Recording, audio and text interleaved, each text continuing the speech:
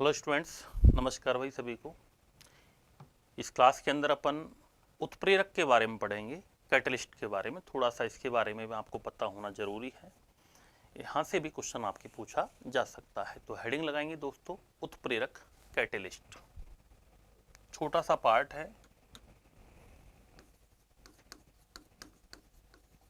उत्प्रेरक catalyst.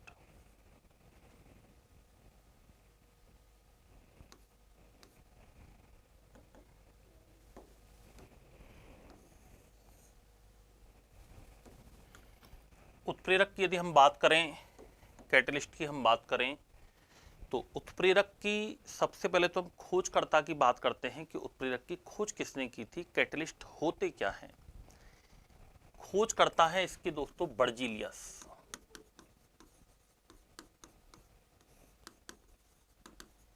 Discovered by वर्जीलियस। एक वैज्ञानिक हैं हमारे केमिस्ट्री में आते हैं, बर्जीलियस। इन्होंने, याद रखना, उत्प्रेरक की खोज की थी। क्या होते हैं कैटलिस्ट? जैसे दो व्यक्ति जब लड़ते हैं तो जो तीसरा व्यक्ति होता है वो या तो उनकी लड़ाई को शांत करवा देता है या फिर उनकी लड़ाई को बढ़वा देता है। यानी वो कैटलिस्ट का काम करता है।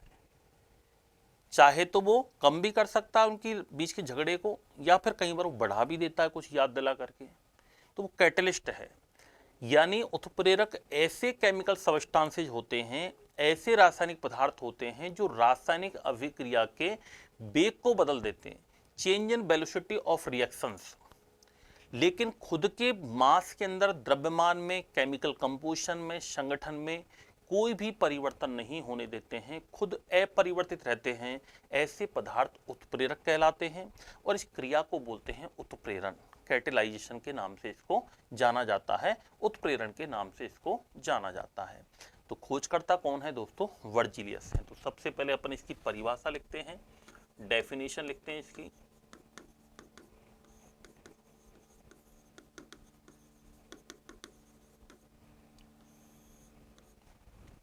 उत्प्रेरक कैटलिस्ट ऐसे पदार्थ होते हैं जो रासायनिक अभिक्रिया के वेग को बदल देते हैं। रासायनिक अभिक्रिया के वेग को परिवर्तित कर देते हैं। यानी change in velocity of chemical reaction. रासायनिक अभिक्रिया के वेलोसिटी को बदल देते हैं और स्वयं के द्रव्यमान और संगठन हमेशा क्या रहते हैं? अपरिवर्तित रहते हैं। तथा स्वयं के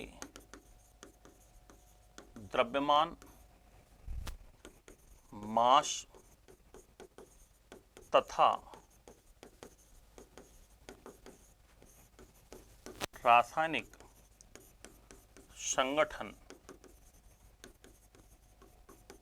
केमिकल कंपोजिशन में कोई परिवर्तन नहीं होने देते हैं।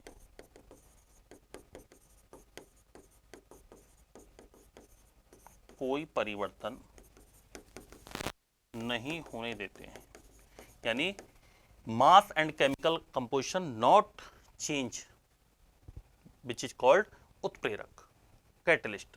तो उत्प्रेरक ऐसे पदार्थ होते हैं जो रासायनिक अभिक्रिया के वेग को बदल देते हैं, लेकिन खुद के केमिकल कंपोजिशन, मास, द्रव्यमान आदि में कोई भी परिवर्तन नहीं होता है। उनको क्या कहते हैं? उत्प्रेरक कहते हैं। और इस क्रिया को उत्प्रेरण कहते हैं। इस क्रिया को उत्प्रेरण, कैटेलाइजेशन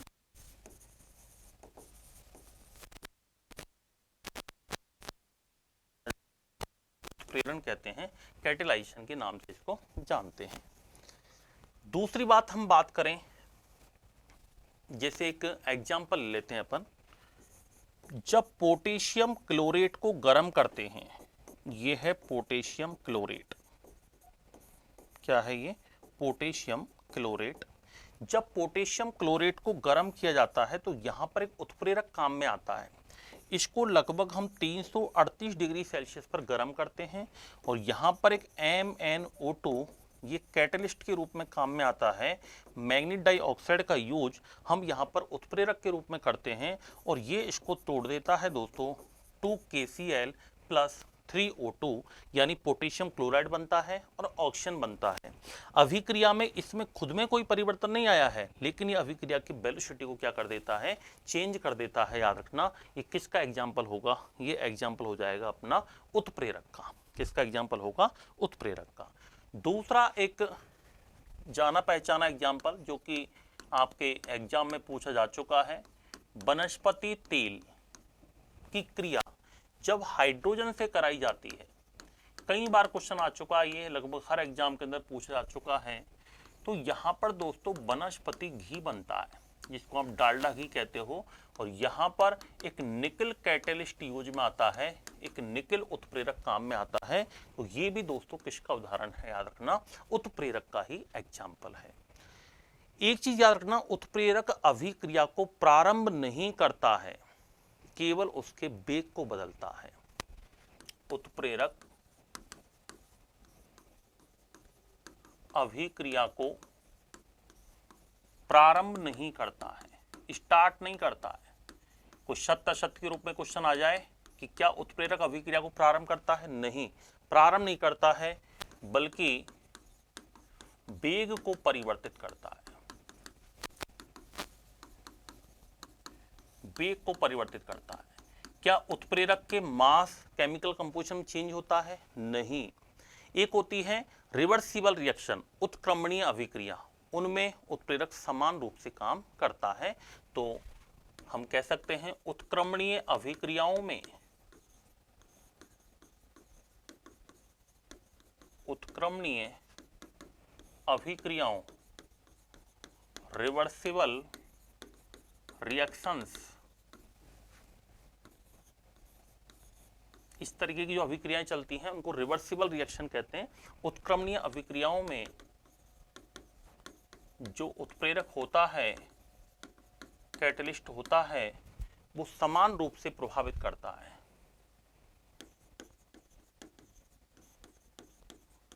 समान रूप से क्या करता है दोस्तों, कार्य करता है। तो उत्प्रेरक के खुद में कोई भी चेंज नहीं होता है, खुद कैसा रहता है दोस्तों, नो चेंज रहता है, खुद के केमिकल कंपोजिशन मास वगैरह में कोई भी चेंज नहीं होता है। अब हम बात करते हैं अवस्था के आधार पर उत्प्रेरक के प्रकार।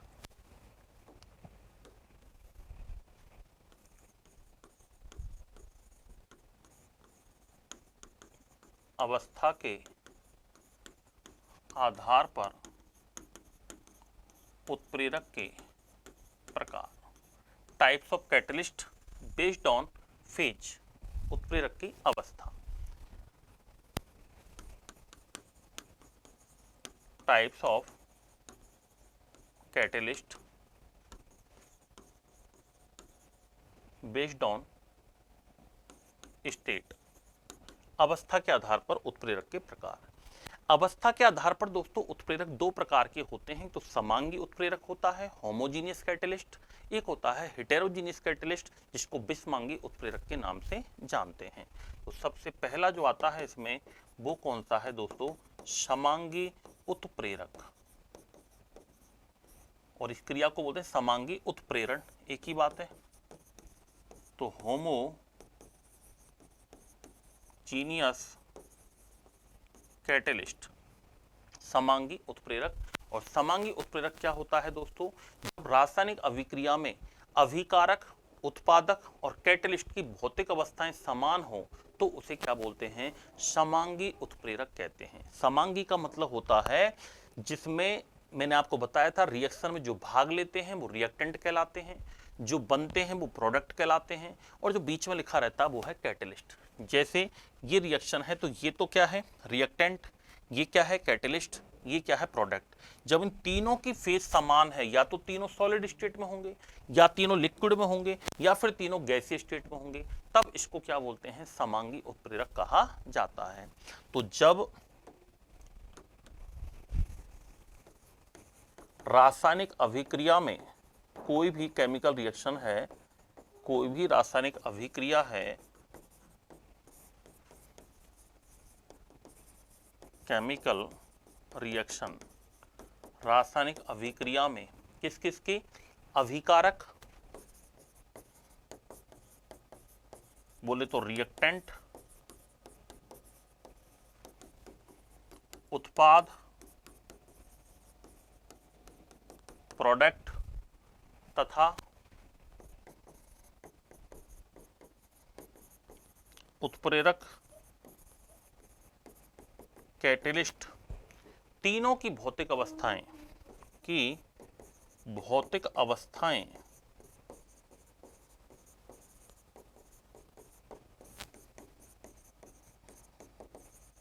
फिजिकल स्टेट्स, भौतिक अवस्थाएं समान हो, तीनों की फिजिकल स्टेट समान हो तो उसे समांगी उत्प्रेरक कहते हैं।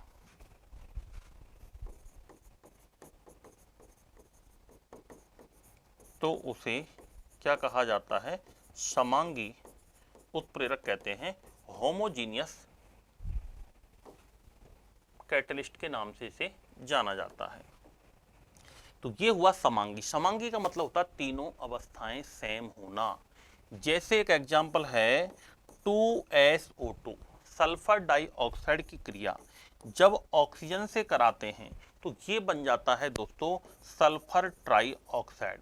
यहाँ पर सल्फर ट्राइऑक्साइड जो बनता है वो गैसीय अवस्था में बनता है, ऑक्सीजन जो होती है वो भी गैसीय अवस्था में होती है, सल्फर डाइऑक्साइड होती है वो भी गैसीय अवस्था में होती है, और यहाँ पर नाइट्रोजन ऑक्साइड जो उत्प्रेरक काम में आता है वो भी किस अवस्था में आता है, गैसीय स्टेट के अंदर आता है। तो तीनों अवस्था सेम हैं, इसीलिए इसको अपन क्या बोलते हैं दोस्तों, समांगी उत्प्रेरण कहा जाता है। अगला एग्जाम्पल एनसीईआरटी के अपन लगभग सारे एग्जाम्पल ले रहे हैं। राजस्थान बोर्ड एनसीईआरटी की जो बुक्स के अंदर जितने भी एग्जाम्पल हैं जनरली जो अपने मिलते हैं अपने गाइड वगैरह में, वो सारे अपन ले रहे हैं। अगला अपन बात करें CH3 COOCH3, इसको बोलते हैं दोस्तों मैथिल एसीटेट। क्या बोलते हैं इसको, मैथिल एसीटेट। और ये मैथिल एसीटेट जो होता है लिक्विड अवस्था में होता है। कौन सी अवस्था में होगा, लिक्विड स्टेट के अंदर होगा। इसकी क्रिया हम कराते हैं जल से, जल भी कौन सी अवस्था में होगा, लिक्विड अवस्था में। इन दोनों की रिएक्शन कराई जाती है और यहाँ पर जो उत्प्रेरक काम में आता है वो आता है हाइड्रोक्लोरिक एसिड, ये भी लिक्विड अवस्था में है। और बनता क्या है दोस्तों, यहाँ पर एक तो CH3COOH यानी जिसको हम कहते हैं एसिटिक एसिड बनता है। क्या बनता है, एसिटिक एसिड। ये भी कौन सी अवस्था में है, लिक्विड अवस्था में बनता है। साथ में यहाँ पर मिथाइल एल्कोहल का निर्माण होता है, मिथाइल एल्कोहल का निर्माण होता है।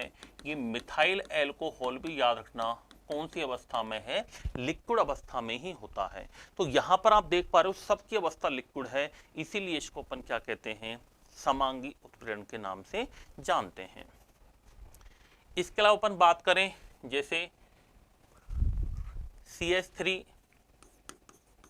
COO C2H5,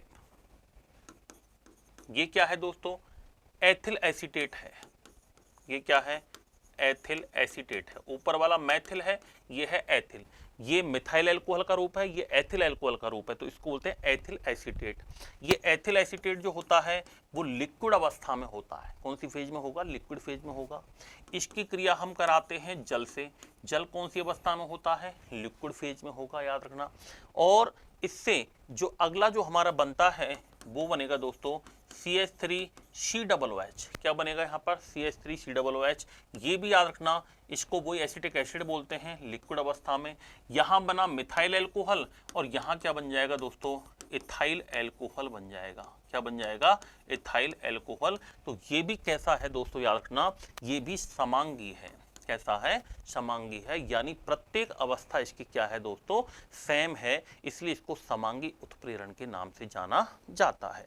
अगला क्या होगा, विषमांगी। विषमांगी का मतलब होता है जिसमें अभिकारक, उत्प्रेरक और उत्पाद, इन तीनों की अवस्थाएं सेम नहीं होंगी, कोई भी एक अवस्था, दो अवस्था चेंज हो सकती हैं, उसे क्या कहा जाता है दोस्तों, विषमांगी उत्प्रेरक के नाम से जाना जाता है।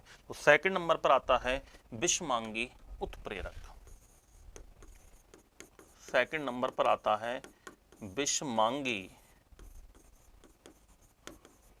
उत्प्रेरक। इसको बोलते हैं हेटेरोजीनियस कैटलिस्ट। विषमांगी उत्प्रेरक क्या होता है, जब रिएक्टेंट, प्रोडक्ट और कैटलिस्ट तीनों की फिजिकल स्टेट क्या होनी चाहिए, अलग अलग होनी चाहिए। तो जब रासायनिक अभिक्रिया, केमिकल रिएक्शन में किसकी, अभिकारक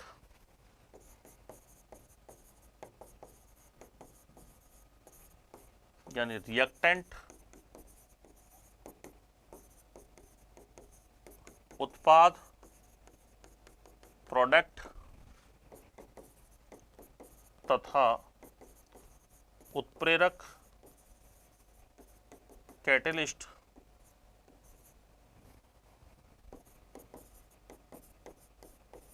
की भौतिक अवस्थाएं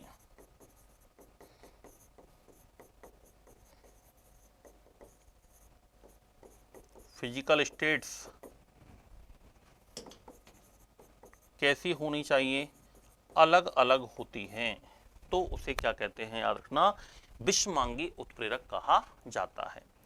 जैसे इसके एग्जाम्पल की अपन बात करते हैं।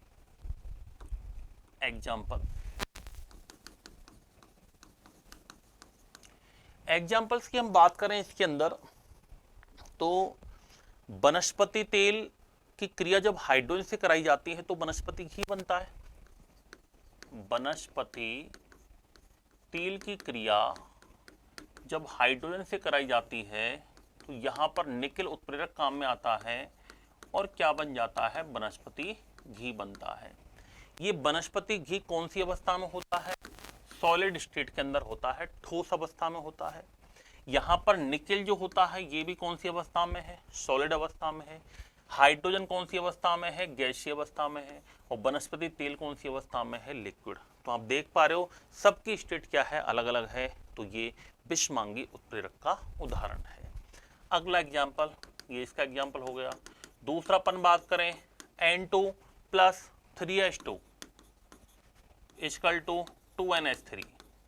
यहाँ पर ये भी गैस है, ये भी गैस है, ये भी गैस है, लेकिन उत्प्रेरक जो काम में आता है वो है फेरस, और फेरस होता है सॉलिड स्टेट के अंदर। ये भी याद रखना, विषमांगी उत्प्रेरक का उदाहरण है। तीसरा एग्जाम्पल अपन बात करते हैं, 2SO2 सल्फर डाइऑक्साइड की क्रिया जब ऑक्सीजन से कराते हैं। ये तो दोनों गैस हैं और इनसे जो बनेगी वो भी गैस ही बनेगी, सल्फर ट्राइऑक्साइड, लेकिन इसमें जो कैटलिस्ट काम में आता है वो आता है दोस्तों प्लेटिनम। और प्लेटिनम कैसा होता है, सॉलिड होता है। कैसा होता है, सॉलिड होता है। तो सारे किसके एग्जाम्पल हैं, ये विषमांगी के एग्जाम्पल हैं। किसके हैं, ये विषमांगी के एग्जाम्पल हैं। तो ये हो गए दोस्तों हमारे अवस्था के आधार पर उत्प्रेरकों के प्रकार। अब हम जो बात करने वाले हैं वो करेंगे क्रिया के आधार पर उत्प्रेरकों के प्रकार, types of catalyst based on reaction. तो अब लिखेंगे क्रिया के आधार पर उत्प्रेरकों के प्रकार।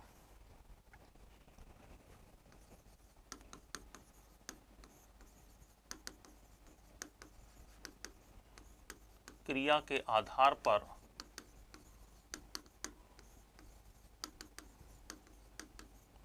उत्प्रेरकों के प्रकार, types of catalyst based on reaction. क्रिया के आधार पर उत्प्रेरकों के प्रकार बेस्ड ऑन रिएक्शन। क्रिया के आधार पर उत्प्रेरकों के प्रकार। इससे पहले जो हमने पढ़े थे वो किसके आधार पर पढ़े थे? अवस्था के आधार पर पढ़े थे। ये जो थे वो अवस्था के आधार पर थे, ये अवस्था के आधार पर थे, और वो किसके आधार पर है? क्रिया के आधार पर है। क्रिया के आधार पर यदि हम बात करें तो क्रिया के आधार पर उत्प्रेरक 4 प्रकार के होते हैं: धनात्मक, पॉजिटिव, ऋणात्मक, नेगेटिव, स्वतः उत्प्रेरक, ऑटो कैटलिस्ट, और एक होते हैं जैव उत्प्रेरक, बायो कैटलिस्ट। तो क्रिया के आधार पर याद रखना ये कितने प्रकार के होते हैं? 4 टाइप्स के होते हैं। 4 टाइप्स में सबसे पहला है धनात्मक उत्प्रेरक,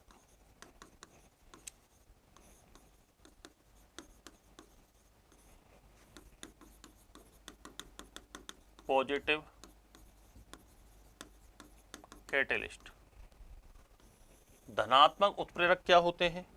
धनात्मक उत्प्रेरक होते हैं जो अभिक्रिया के वेग को बढ़ा देते हैं, वेलोसिटी ऑफ रिएक्शन इंक्रीज, अभिक्रिया के वेग को बढ़ाने वाले उत्प्रेरक।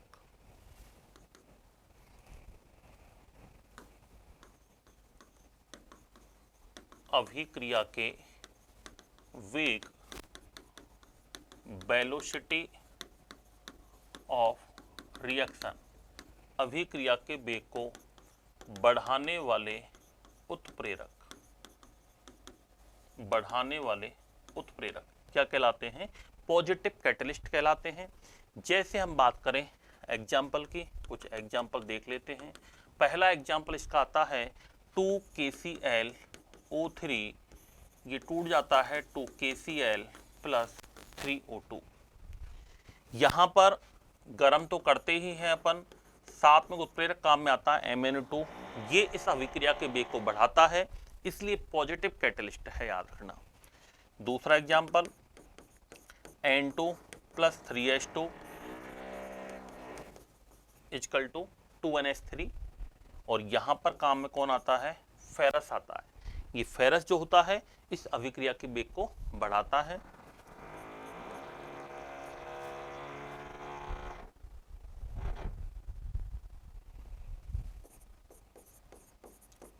SO2 plus O2,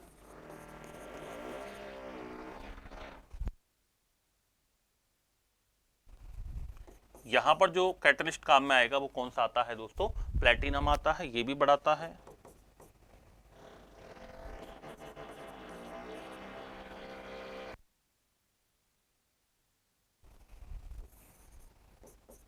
hydrogen peroxide, इससे क्या बनता है? H2 प्लस O, यहां पर प्लेटिनम काम में आता है। तो ये MnO2, फेरस, प्लेटिनम, ये सब कैसे हैं दोस्तों? पॉजिटिव कैटलिस्ट के एग्जाम्पल हैं। कुछ अन्य धनात्मक उत्प्रेरक, कुछ 2-3 और भी एग्जाम्पल आप याद रख लो, कई बार सीधा प्रश्न जाता है धनात्मक उत्प्रेरक का उदाहरण नहीं है। तो कुछ अन्य धनात्मक उत्प्रेरक में प्लेटिनम तो इसमें आ ही गया, फेरस आ ही गया, एक वेनेडियम पेंटा ऑक्साइड का यूज और किया जाता है।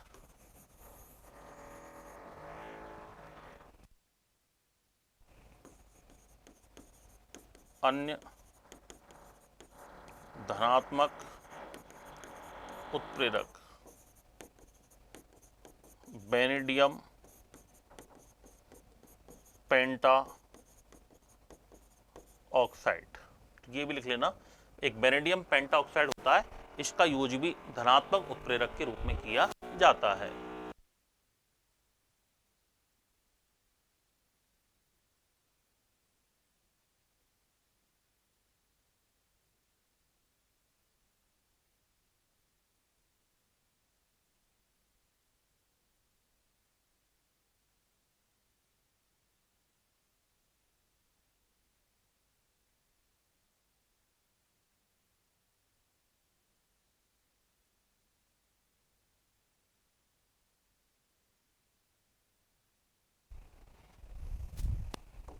सेकंड आता है ऋणात्मक उत्प्रेरक।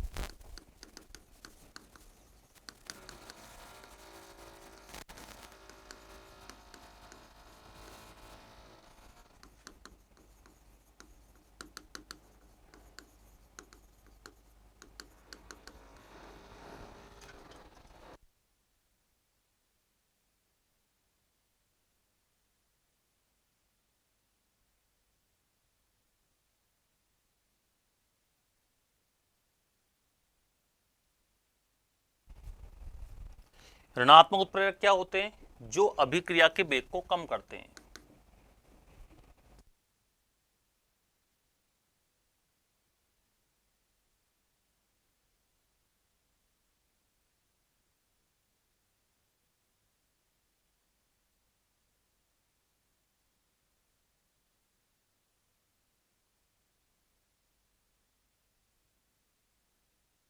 अभिक्रिया के वेग को कम करने वाले उत्प्रेरक क्या कहलाते हैं? ऋणात्मक उत्प्रेरक कहलाते हैं। जैसे हाइड्रोजन परऑक्साइड, ये टूटता है दोस्तों 2H2 प्लस O2। यहां पर एक उत्प्रेरक काम में आता है जिसका नाम है ग्लिसरॉल, और ग्लिसरॉल एक नेगेटिव कैटलिस्ट है। 2H2O2, हाइड्रोजन परऑक्साइड टूट जाता है 2H2O प्लस O2, और यहां पर एक कैटलिस्ट काम में आता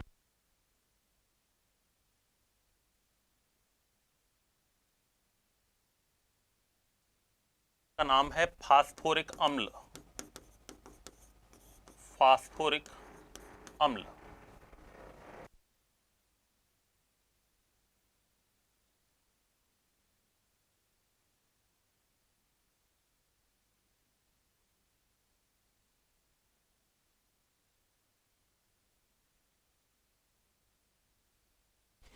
क्लोरोफार्म की क्रिया ऑक्सीजन से कराई जाती है, तो यहां पर एल्कोहल एक नेगेटिव कैटलिस्ट है और यहां पर फास्जीन गैस बनती है। ये फास्जीन गैस का एग्जाम्पल है, फास्जीन गैस का सूत्र है ये, और ये हाइड्रोक्लोरिक एसिड बनता है।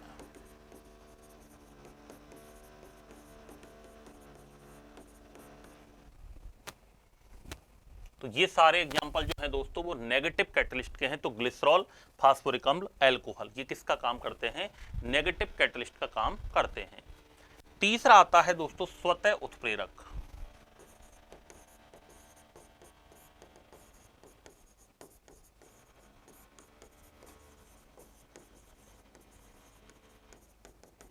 Auto catalyst. स्वतः उत्प्रेरक का मतलब क्या होता है? जब अभिक्रिया में बना हुआ उत्पाद ही उत्प्रेरक का कार्य करता है तो उसे कहते हैं स्वतः उत्प्रेरक।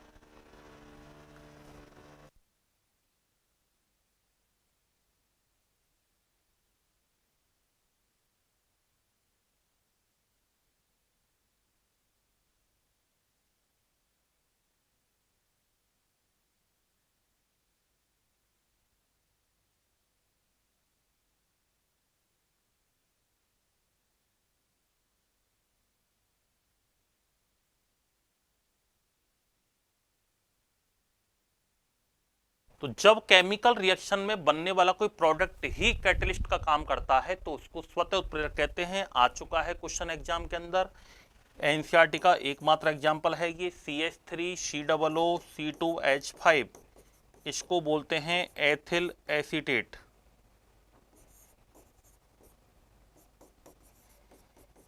CH3COO की क्रिया जब किससे कराते हैं? जल से कराई जाती है, याद रखना। तो जल से कराने पर यहाँ पर CH3COOH, ये क्या बनेगा? एसिटिक एसिड बनेगा। इसमें क्या बनेगा? Acetic acid. और ये एसिटिक एसिड खुद ही कैटलिस्ट का काम करता है। ये खुद स्वयं ही किसका काम करता है? कैटलिस्ट का काम करता है। साथ में इसमें क्या बनता है दोस्तों? इथाइल एल्कोहल बनता है, C2H5OH बनता है। इसको बोलते हैं इथाइल एल्कोहल। क्या बोलते हैं? Ethyl alcohol. तो यहां पर जो एसिटिक एसिड बना ये खुद ही जब कैटलिस्ट का काम करता है, इसीलिए इसको क्या कहते हैं? स्वतः उत्प्रेरक कहा जाता है। और फोर्थ नंबर और देख लीजिए। फोर्थ नंबर पर आता है जैव उत्प्रेरक, जिसको बोलते हैं बायो कैटलिस्ट। इनको एंजाइम भी कहते हैं क्योंकि ये जैव रासायनिक अभिक्रियाओं को प्रेरित करने वाले एंजाइम होते हैं। जैव रासायनिक अभिक्रिया क्या होती है? Biochemical reaction. भोजन में कार्बोहाइड्रेट, प्रोटीन, फैट, इन सबसे संबंधित जो अभिक्रियाएं होती हैं इनको बायोकेमिकल रिएक्शन कहते हैं, और इनको प्रेरित करने वाले पदार्थ कहलाते हैं एंजाइम। उन एंजाइम्स को ही हम क्या कहते हैं? बायोकैटलिस्ट के नाम से जानते हैं। तो हमारे शरीर में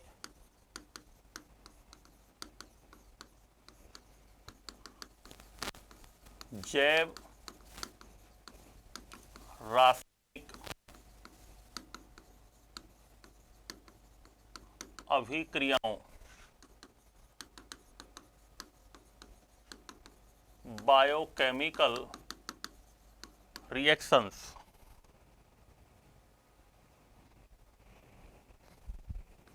को प्रेरित करने वाले जो एंजाइम्स हैं वो क्या कहलाते हैं? जैव उत्प्रेरक कहलाते हैं। जैसे एग्जाम्पल के लिए अपन बात करें, माल्टोज, हम जो भी कुछ खाते हैं सबसे हमें माल्टोज शुगर प्राप्त होती है, माल्टोज शर्करा प्राप्त होती है, माल्टोज शुगर प्राप्त होती है। और माल्टोज शुगर पर जो एंजाइम काम करता है उसका नाम है दोस्तों माल्टेज एंजाइम। कौन काम करेगा? Maltase enzyme. ये इसको किस में तोड़ देता है? तो ये इसको तोड़ देता है ग्लूकोज प्लस ग्लूकोज के अंदर तोड़ देता है। दूसरा एक आता है जैसे sucrose, sucrose sugar, sucrose sugar का जो पाचन होगा वो सुक्रेस एंजाइम से होगा। कौन से एंजाइम से होगा? याद रखना, सुक्रेस एंजाइम से। क्या बना देगा? Glucose plus fructose. क्या बना देगा? Glucose plus fructose. ये सभी, ये डाइसैकेराइड का एग्जाम्पल है, ये मोनोसैकेराइड हैं। मोनोसैकेराइड से मिलकर क्या बना होता है? डाइसैकेराइड का निर्माण होता है। जैसे हम बात करें लैक्टोज शर्करा, मिल्क के अंदर पाई जाती है लैक्टोज शुगर, और लैक्टोज का पाचन होता है दोस्तों लैक्टेज एंजाइम से। कौन सा एंजाइम करता है? लैक्टेज एंजाइम करता है, और ये इसको तोड़ता है ग्लूकोज प्लस गैलेक्टोज में। किस में तोड़ता है? ग्लूकोज प्लस गैलेक्टोज में तोड़ देता है। जैसे हम बात करें प्रोटीन है, प्रोटीन का पाचन जो होता है वो एक एंजाइम से होता है पेप्सिन, और पेप्सिन की जगह एक एंजाइम और भी होता है इस पर एरेप्सिन, और एक एंजाइम और भी होता है ट्रिप्सिन। ये तीन एंजाइम होते हैं हमारी बॉडी में प्रोटीन के डाइजेशन के लिए, और इनसे क्या क्या बन जाते हैं दोस्तों? पेप्टोन्स का निर्माण होता है, या एमिनो अम्लों का निर्माण हो जाता है, या पॉलीपेप्टाइड्स बन जाते हैं। क्या बन जाते हैं? पॉलीपेप्टाइड्स का निर्माण हो जाता है। कुल मिला के पेप्सिन, एरेप्सिन, ट्रिप्सिन, ये तीनों एंजाइम प्रोटीन का पाचन करते हैं, और तीनों ही किसके एग्जाम्पल हैं? बायोकैटलिस्ट के एग्जाम्पल हैं। एक आता है मक्का, आलू, जौ वगैरह जो होती है, इससे फर्मेंटेशन होता है दोस्तों, एल्कोहल बनती है, और यहाँ पर जो एंजाइम काम में आता है उसका नाम है जाइमेज एंजाइम। कौन सा एंजाइम? जाइमेज enzyme, ZYMASE, जाइमेज enzyme. और इससे क्या बन जाता है? एल्कोहल बन जाती है। क्या बन जाती है? एल्कोहल बन जाती है। एक इन्वर्टेज एंजाइम आता है जो कि फ्रक्टोज शुगर को, यहां पर देखो मैं यहीं पे लिख देता हूं, ये तो बन गया एल्कोहल। एक क्वेश्चन आता है कौन सा एंजाइम फ्रक्टोज को, कौन सा एंजाइम सुक्रोज को ग्लूकोज और फ्रक्टोज में तोड़ता है? तो या तो ऑप्शन मिलेगा आपको सुक्रेस एंजाइम, या फिर यहां पर एक एंजाइम और मिल सकता है जिसको बोलते हैं इनवर्टेज एंजाइम। क्या बोल सकते हैं? Invertase enzyme. तो इनवर्टेज और सुक्रेस से दोनों ही ग्लूकोज को, इसको फ्रक्टोज को किस में तोड़ देते हैं? सुक्रोज को किस में तोड़ देते हैं?